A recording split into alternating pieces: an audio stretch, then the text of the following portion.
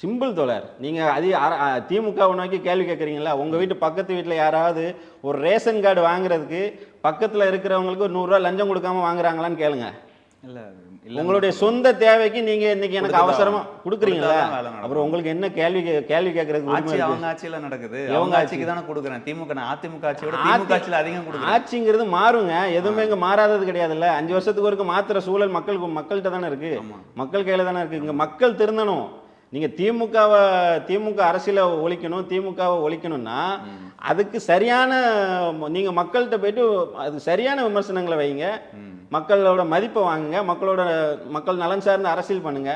மக்கள் நலன் சார்ந்த அரசியல் பண்ணாமல் வெறும் திமுக எதிர்ப்பு, ஸ்டாலின் எதிர்ப்பு, உதயநிதி எதிர்ப்பு இதை மட்டுமே பேசினா இது வந்து வயிற்றுச்சலுங்க, வேற ஒன்றுமே கிடையாது. சாலிடாக அடுத்த 2026லையும் திமுக கூட்டணி ரொம்ப அழகாக வெல்லும், வேற ஒன்றுமே இல்லை.